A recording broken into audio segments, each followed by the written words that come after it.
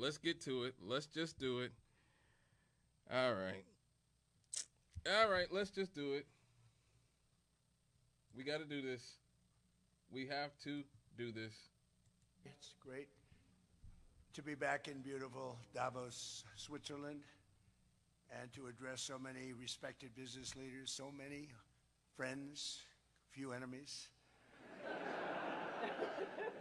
Without us, most of the countries don't even work. After the war, we gave Greenland back to Denmark. How stupid were we to do that? But we did it. But we gave it back. But how ungrateful are they now? Europe and those countries have to do their thing. They have to get out of the culture that they've created over the last 10 years. It's horrible what they're doing to themselves. They're destroying themselves. Canada gets a lot of freebies from us, by the way. They should be grateful also, but they're not. I watched your Prime Minister yesterday. He wasn't so grateful. Emmanuel Macron, I watched him yesterday with those beautiful sunglasses. What the hell happened? So other presidents have spent, whether foolishly or not, trillions and trillions of dollars on NATO and gotten absolutely nothing in return. We've never asked for anything.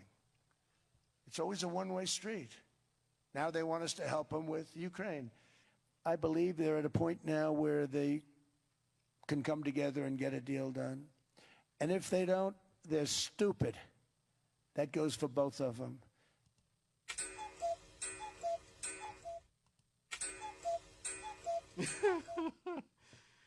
Woo! That was our president. Oh, before we get to the story, let me just say tomorrow, friends, neighbors, community, and regional family, join us tomorrow, Saturday, January the 24th, 2026, 12 to 5 p.m. at 220 West 5th Avenue at the Gary Public Library and Cultural Center for Speak 2026, or Forever Hold Your Peace, okay? We are going to talk about, this is a forum for everybody.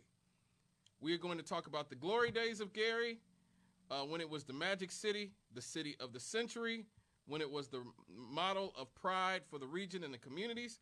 We're going to talk about what happened to that, and we are going to talk about where do we go from here. 12 to 5 p.m. at the library right across the street on 5th Avenue. 220 West 5th Avenue, Gary, Indiana.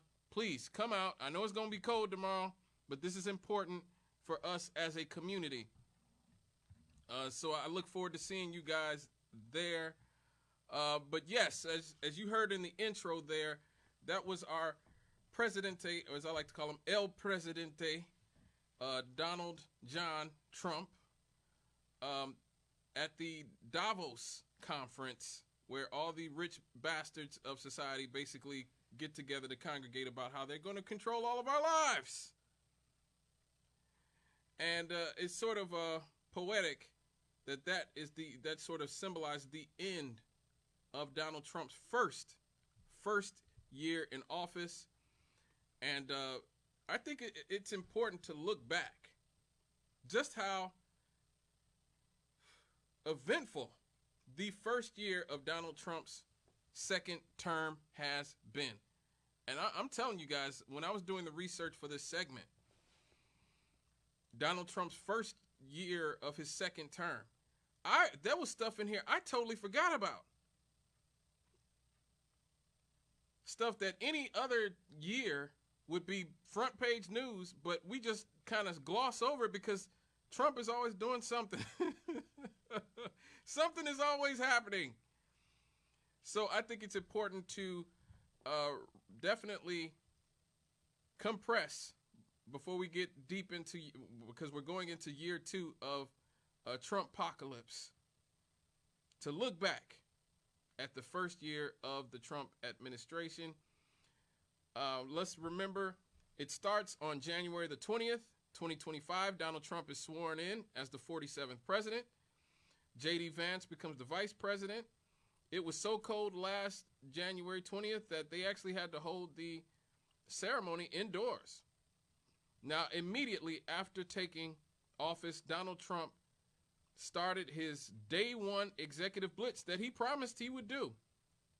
I will say that Donald Trump promised this. He actually came through on it as well.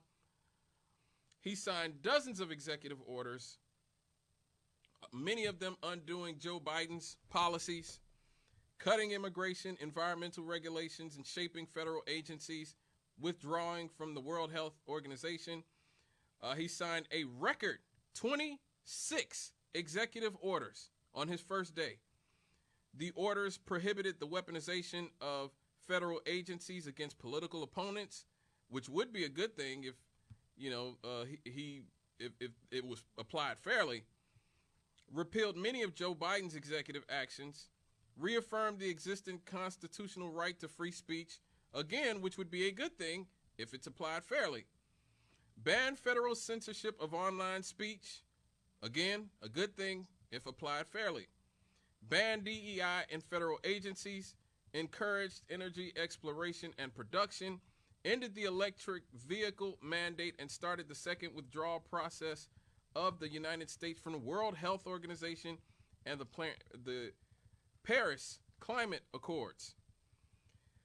He declared a national energy emergency. He reversed the Family Reunification Task Force. He pardoned 1,500 of the January 6th rioters.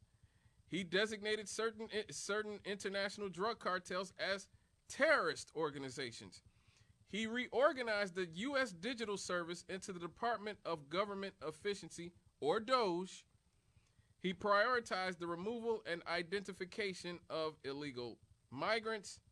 He didn't succeed, but attempted to end birthright citizenship for the children of illegal migrants born on American soil, which, again, I kind of agree with that one.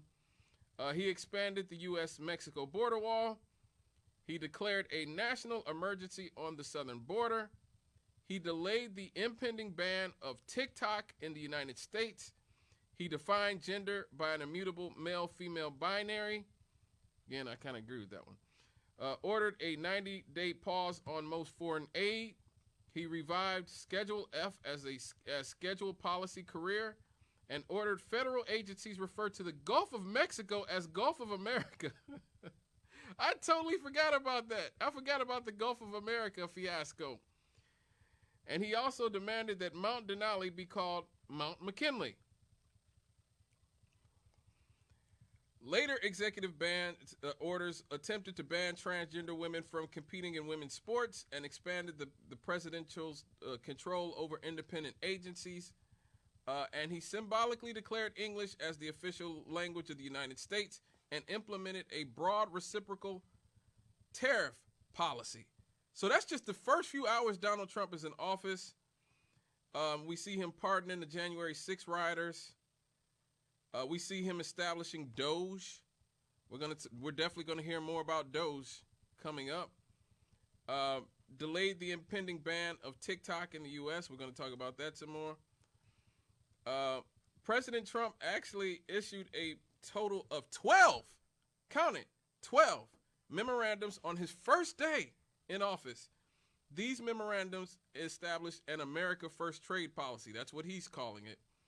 He began a 90-day hiring freeze with the exceptions for troops, secretaries, and others, and required the all government employees to work in office and in federal remote work.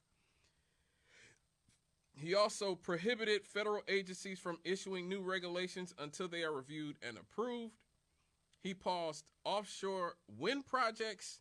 He restarted efforts to reroute water from the Sacramento-San Joaquin Delta to other parts of California. I didn't even know about this. I didn't even know. Again, Trump does so much stuff that some of this stuff could just completely go under the radar. He demanded that they deliver he demanded the delivery of emergency price release, ensured federal buildings are visually identifiable as civic buildings, created a list of personnel eligible for security clearances for a 6-month period, and implemented improvements to California's water infrastructure. Now, a lot of these executive actions that he signed on day one completely ignored the law itself. They ignored or violated federal laws all over the place, regulations and everything else, and the Constitution. A lot of legal scholars have literally said this. After multiple orders were blocked by federal judges, Trump administration officials increased their criticism of the judiciary, while some Republicans in Congress called for impeaching federal judges who ruled against Trump. So, again, this is what happens when you have a party and a president that is in sync and actually wants to get things done. People always ask me why I'm so hard on the Democrats. This is why. After Trump, you got no excuses to tell us all the crap you can't do ever again. Whatever Democrat gets in office, I don't want to hear it. I don't want to hear it. Because what Trump and the Republicans proved is that what's always basically been true, which is might makes right. And so next time you were given the mic, you'd better use it. I don't want to hear about the parliamentarian or about Kristen Sinema and Joe Manchin or something. I know they're gone now, but I don't want to hear about whoever the next people you have planned to be the next Joe Manchin and Kristen Sinema anymore. And so this is Trump and the Republicans at the beginning of his term acting in sync. He signed that executive order formally establishing 3 DOGE entities: the Department of Government Efficiency, the United States DOGE Service, and formed the reorganization of the United States Digital Service and the DOGE Service Temporary Organization, with the USDS serving as its parent organization. The DOGE Temporary Organization was given an expiration date of July 4th, 2026, which would be America's 250th anniversary. DOGE teams were established for federal agencies, which each team consisting of 4 members, a team leader, an engineer, and an HR specialist. And here's the kicker. The DOGE documents are classified as presidential records, preventing public access to the information at least for another 8 years. So we won't know the extent of the full extent of all the DOGE did for another 8 years to 2034. Yeah. These DOGE staffers, they filled influential roles within several agencies where they obtained administrative access to information systems used in procurement and personnel management. They terminated government contracts, facilitated mass layoffs, and staff reductions. DOGE personnel also assisted with immigration enforcement. Reports indicated that DOGE accessed and copied data from government databases as part of its operational activities. So we have, these were people, a lot of these people were young people. Like there was one guy known, and look, this is his name. Okay, I know it's not exactly safe for work here, but his name was Big Balls. That was his name. That's his name. Okay. This kid who's like 22, named Big Balls, that's what they call him, had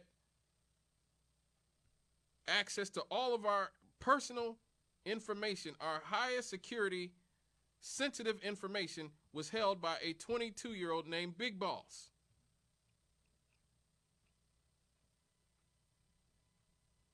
Yeah, that happened.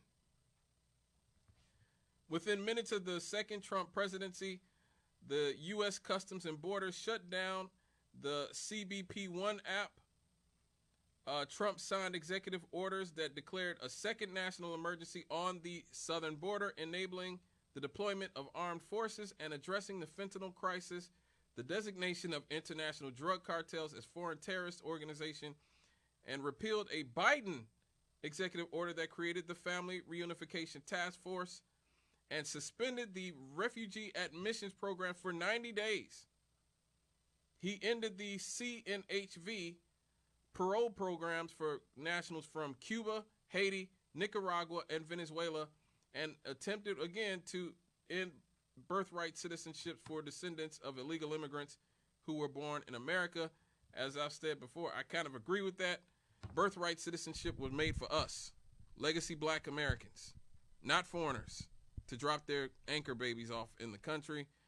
But just like Trump does everything in the most ugly and ham-fisted, despicable way possible, which makes it almost impossible, even if he may be right in some instances, to go along with it, because the way he's going to implement it is going to be in the most disgusting way possible.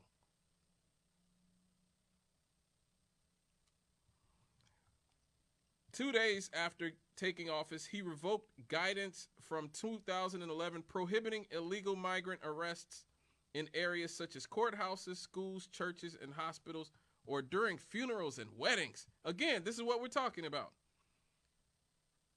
We used to at least say at the courthouse, schools, churches, hospitals, or funerals and weddings, we will not drag you out of those places. Now we'll drag you out of those places.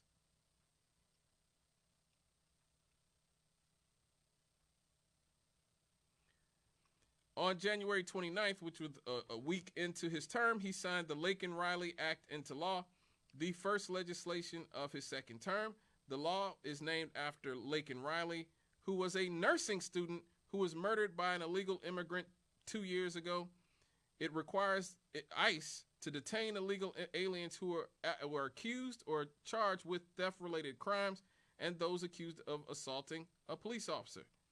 It also allows states to sue the Department of Homeland Security for harms caused by illegals to citizens and for failure to enforce immigration laws. Wow.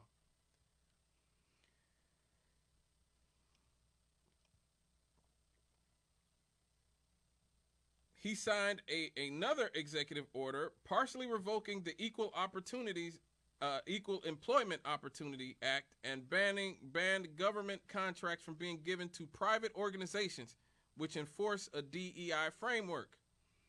On February 5th, he signed an order intending to bar transgender athletes from competing in girls and women's sports. So we're just now getting towards the end of January. Like the first week of Trump's term already is turning to be extremely consequential.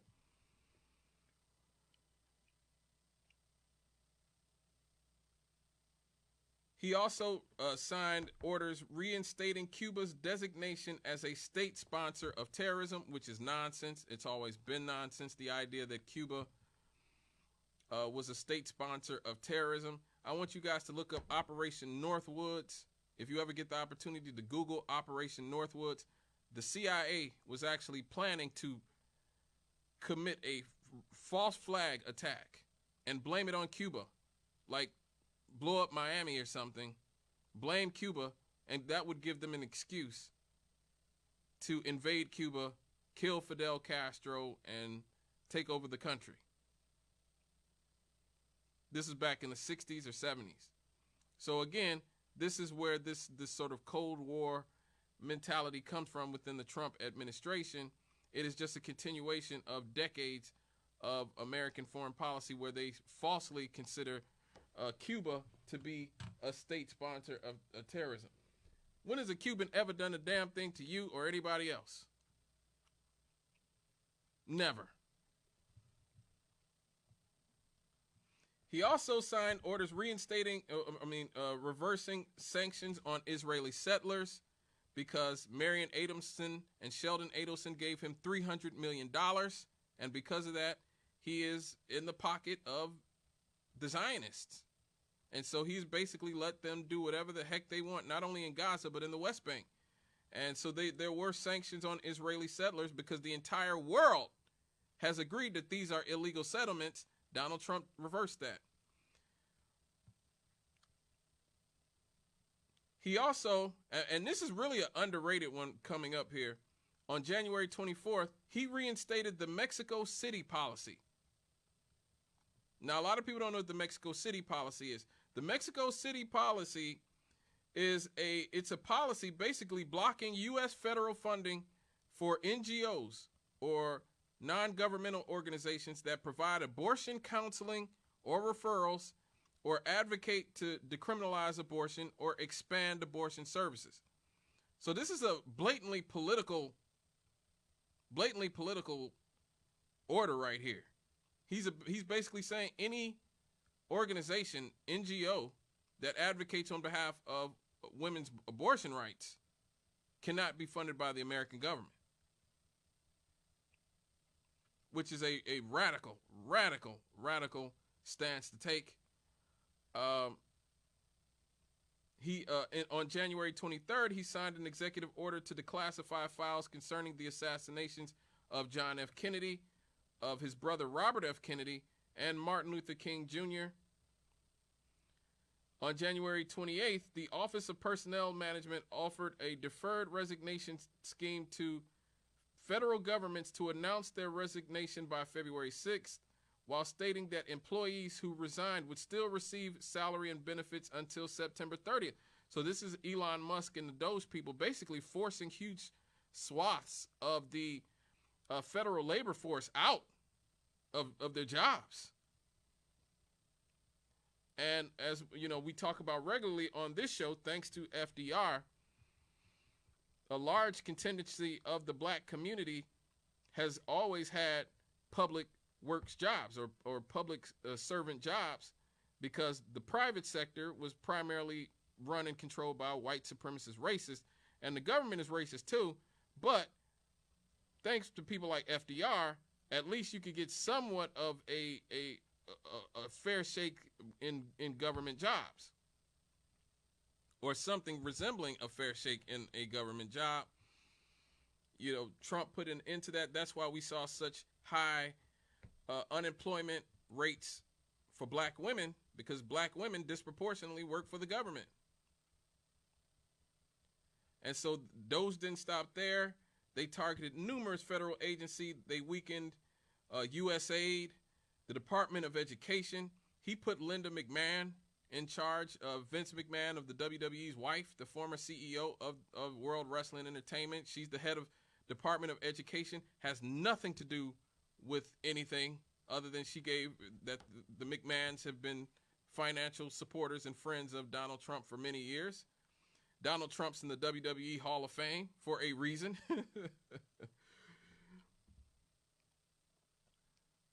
And they also moved to gut the Consumer Financial Protection Bureau.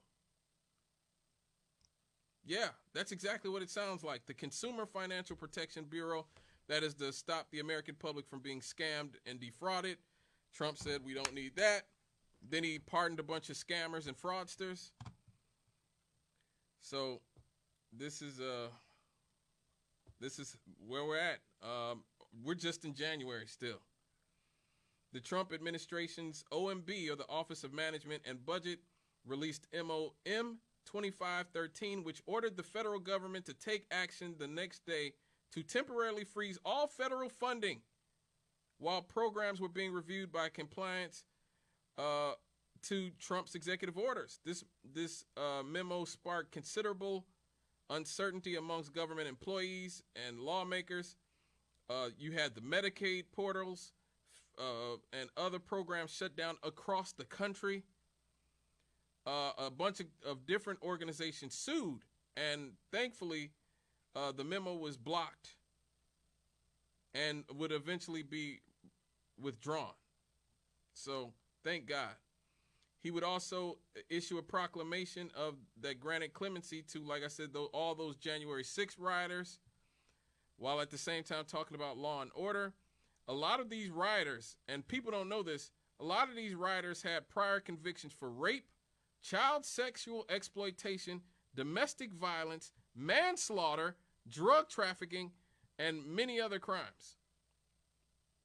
So remember, that's who Donald Trump was letting out of jail, those people, while at the same time calling Renee Good a domestic terrorist.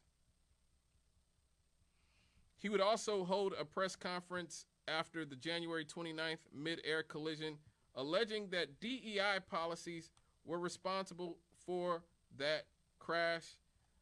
That's just complete nonsense. Everybody involved was white. But once again, you know, we're in sort of the post-truth era. Things don't have to be true. You guys do know that there's never been a plane crash in American history, a commercial plane crash, that a black person was responsible for. Ever. A black man or woman flying a plane has never been responsible for a commercial air crash, a commercial aircraft crashing in American history. It's never happened. And yet people like Donald Trump and the late Charlie Kirk and others claimed that, you know, DEI and DEI pilots were going to crash all of America's planes out of the sky. Again, we're in the post-truth era. Whew, man, I'm glad to leave January behind, okay? In February, starting in February, he would sign 3 executive orders imposing a 25% tariff on all goods from Mexico and Canada and a 10% tariff on China, which was due to take effect on February 4th. A lower 10% tariff was announced on all energy exports from Canada. And then just 2 days later, he would announce that the tariffs on both Mexico and Canada would be paused for 1 month after the countries agreed to take further steps to prevent the trafficking of drugs into the United States. Again, constantly going back and forth, up and down. The stock market was going haywire thanks to these sort of start and stop policies of the Trump administration. He also in February, he ordered airstrikes in Somalia, targeting a senior Islamic State planner and other members of the militant group, ISIS. Now, mind you, a few weeks ago, we talked about why Trump is so focused on Somalia. You might want to look at my YouTube page, Scott Cannon Radio. You can see that segment where we talk about the real reason why Trump and the Zionists are so focused on Somalia and why they're so quick to want to vilify Somalia and Somalians. Scott Cannon Radio, check that out.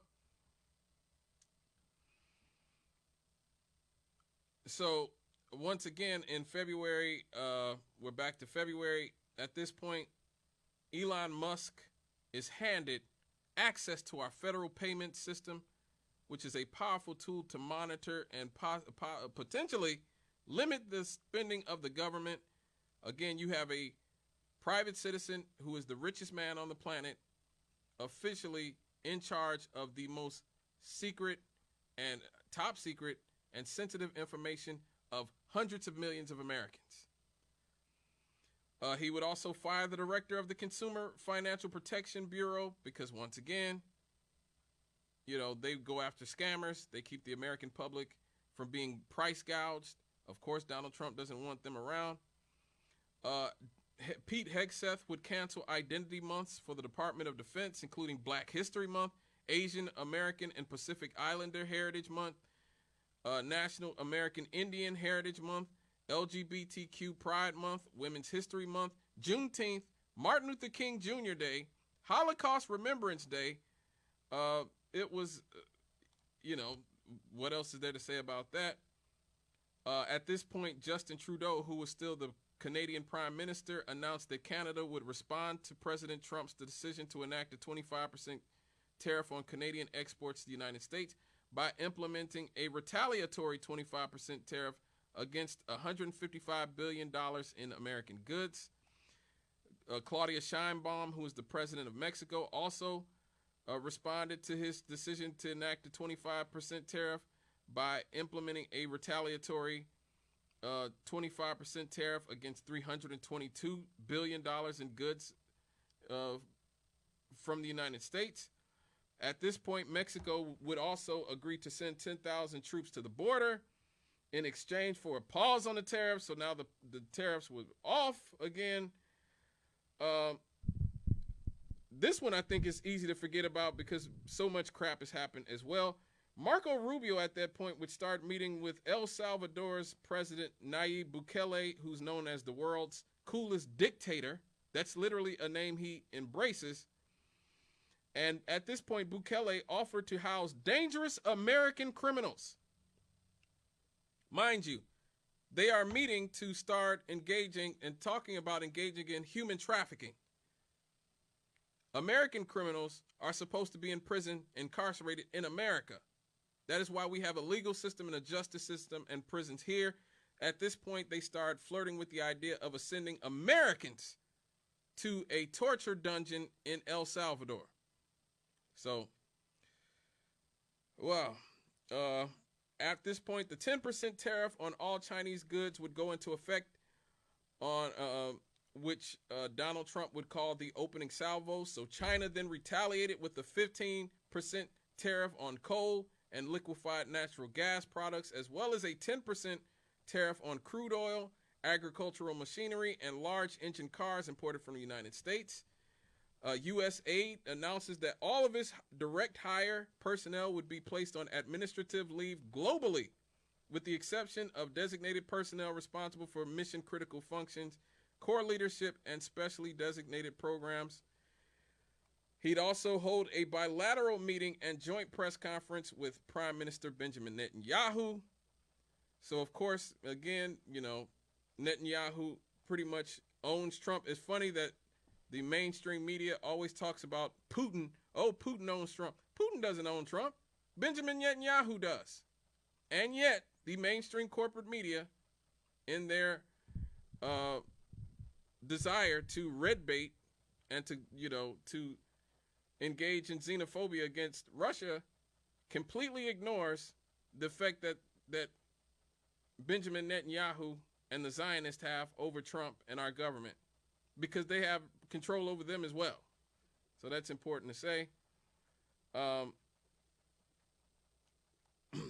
Pam Bondi at this point would be sworn in as the Attorney General. She would at this point release an internal memo announcing that the Justice Department would shift focus away from investigations and cases enforcing the Foreign Corrupt Practices Act, unless they are related to foreign bribery that facilitates the criminal operations of cartels. So again, helping Trump and his criminal friends stay out of trouble, or should I say Trump's criminal friends stay out of trouble. Trump would sign an executive order called Keeping Men Out of Women's Sports. This order would allow federal funding to be removed from educational institutions that allow transgender women or girls to play on women or girls sports teams. Again, if the Democrats had not handed Donald Trump such a layup issue like this, he might not be president right now. Mind you. Okay? Donald Trump literally handed, the Democrats literally handed Donald Trump this issue by being so ridiculous about such an obvious issue. And even to this day, you'll see many Democrats who won't just say there's no place for grown men pretending to be women in women's sports. A lot of them can't even tell you what a woman is. And then they wonder why people vote for Donald Trump.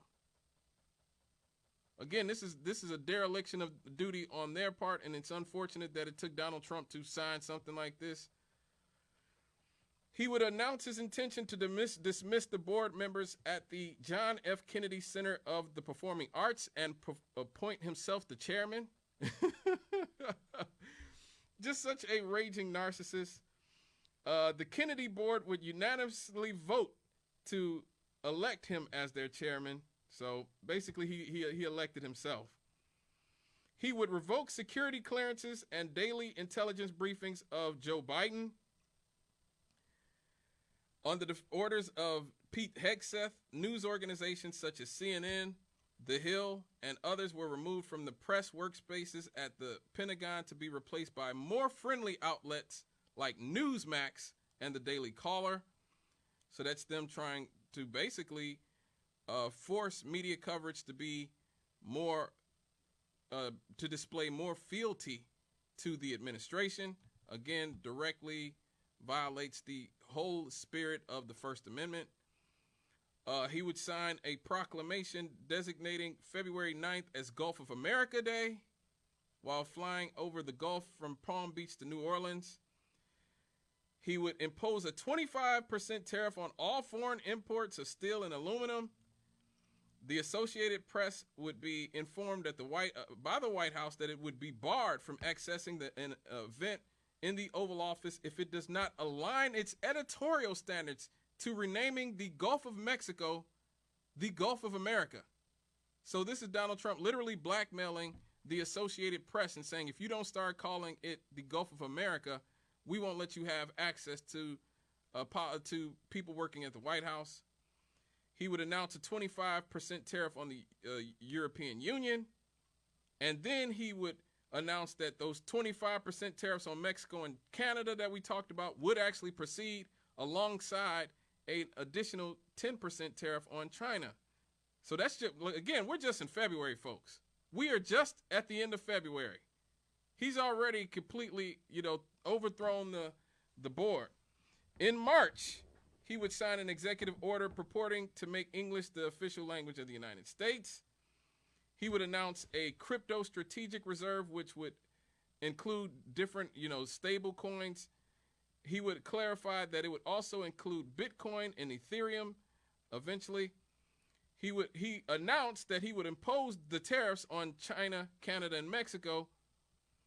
And those tariffs would go into effect on March 4th. And they triggered a trade war with Canada, China, and Mexico. Then he would, the same day, pause the tariffs on Canada and Mexico until April. Good Lord. This story has really gone under the radar because, again, so much insane stuff has happened since then. Pro-Palestinian student activist Mahmoud Khalil, who was a permanent resident of the United States, was kidnapped from his New York City apartment by ICE agents and detained in Louisiana, once again at the behest of Benjamin Netanyahu and the Zionists, because he was a pro-Palestinian student leader. That's it. That's it. That is the only reason. On March 15th, he would invoke the Alien Enemies Act of 1798, the first use since World War II, in order to ensure the deportations of suspected members of Venezuelan gang Tren de Agua. Again, they had no way of proving that members of Tren de Agua or people were members of Tren de Agua. They just would throw them out because they were Venezuelan, and if they had a tattoo, they would say, you got to go. So again, no due process for most of these people.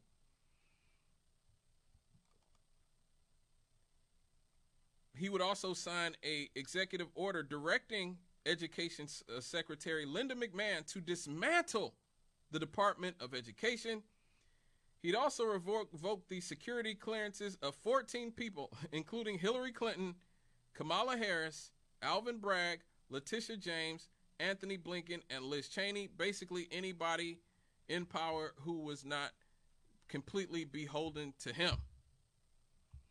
The administration would then publish a notice to end the legal status of over 500,000 migrants from Cuba, Haiti, Nicaragua, and Venezuela who entered the United States under the CHNV program.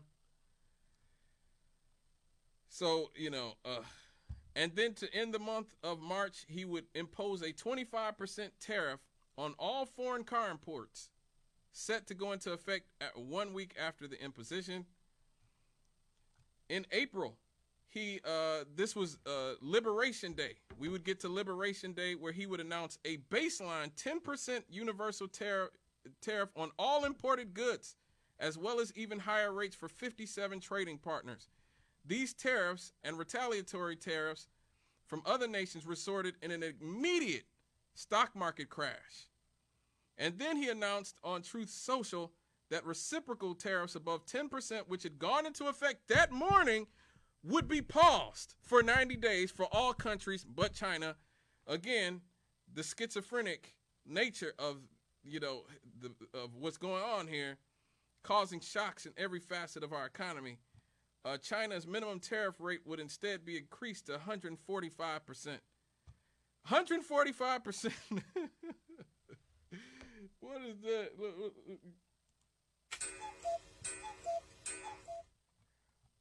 In May, Trump would issue an executive order requiring the Corporation for Public Broadcasting, or PBS, to end direct. The Corporation for Public Broadcasting to end direct funding to PBS and NPR to the extent allowed by law. The purpose of that was specifically to attack the nonprofit media that was often critical of him. And so, so once again, this is sort of a continuation of things that have been going on since Reagan. Reagan got rid of the fairness doctrine in the 80s. Then Bill Clinton in the 90s basically handed the entirety of the mainstream media over to the oligarchs and the billionaires with the Telecommunications Act of 96. This is just Donald Trump doing his part and saying that even the media that's not owned by the oligarchs, from here on out, it's got to be basically friendly to him, or they won't get any funding.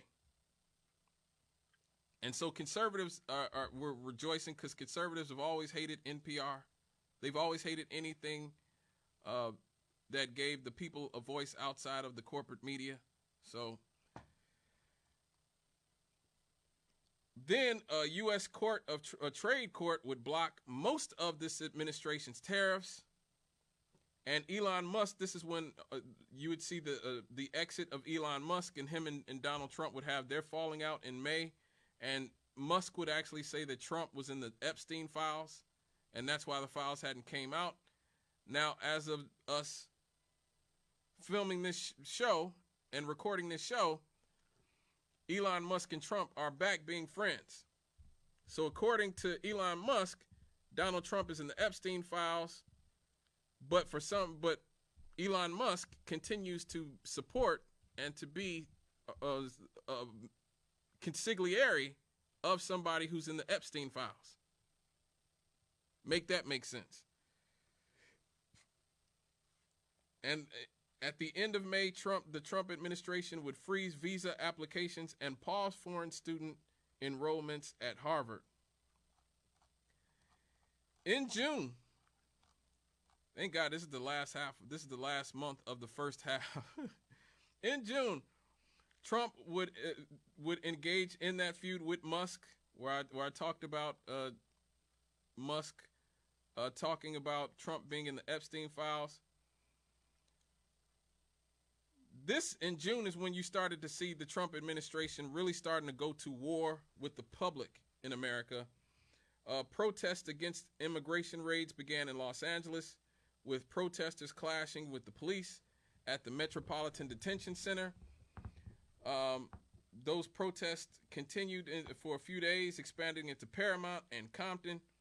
Trump at that point would nationalize the California National Guard against the will of Gavin Newsom and ordered his orders to be rescinded. Donald Trump threatened to deploy the Marines into the city and have troops everywhere if the protests do not disperse. Gavin Newsom at this point would announce his intention to sue the Trump administration for deploying the National Guard without his consent. In response, Trump would agree with the suggestion that Newsom himself, the governor of California, should be arrested. I mean, this is just 6 months ago, but it seems like so long ago because, the sheer craziness of what keeps happening. At this point, Trump would deploy 700 U.S. Marines to L.A. from the Marine Corps Air Ground Combat Center, alongside 2,000 National Guard troops. And after this, he would celebrate his birthday and hold a military parade. Remember that? Yeah, he attended a military parade that was just so happened to coincide with his birthday to celebrate the 250th anniversary of the Continental Army. This is when you start to see the No Kings marches happening all over the country. Again, I wasn't a fan because I know Indivisible, the company behind No Kings, is just another, corporate liberal establishment company. But I understood the desire that people would have to want to protest, but you need to protest for something instead of just saying, we don't want any kings. Okay, what, you going to protest to end the military-industrial complex, or you're going to protest for universal health care, or protest for what? We just don't want any kings. Well, see, that's, you know, that's why you get what you get. You know, these companies are pretty smart. You know, George Soros and those types of people, very smart. They gin up protest and then make the protest about nothing. Other than we just don't like Trump, okay? What policies are we trying to fight against? When people came out and tried to protest Donald Trump's Palestinian, the Gaza Strip policy, other people running the protests would shout them down and say, this ain't the place. Well, what are we here for? What are we protesting? And so, again, this is one of the reasons why so much protest has been ineffective against Donald Trump, is because much of it is controlled by the liberal elites who don't stand for anything other than we just don't like Trump either.